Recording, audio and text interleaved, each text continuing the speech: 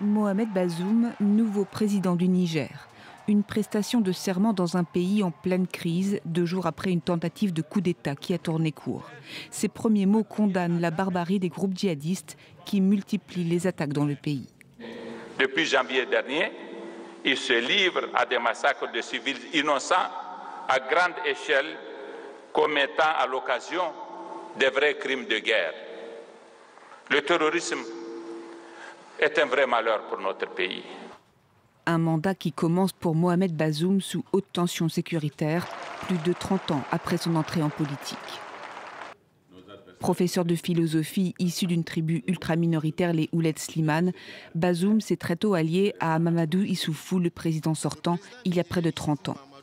Ensemble, ils ont créé le Parti nigérien pour la démocratie et le socialisme lorsque le Niger s'est ouvert au multipartisme. Sous les mandats d'Issoufou, Bazoum a tenu des portefeuilles régaliens, l'intérieur et les affaires étrangères notamment. En 2019, c'est lui que le parti au pouvoir choisit comme candidat pour l'élection présidentielle. Une succession autant qu'une transition démocratique, une première dans le pays. En tant que successeur du président Issoufou, Mohamed Bazoum entend poursuivre les mêmes politiques, notamment dans la lutte contre l'extrême pauvreté dont souffrent 40% des habitants. Le dossier sécuritaire devrait donc être l'autre pilier du programme du nouveau président.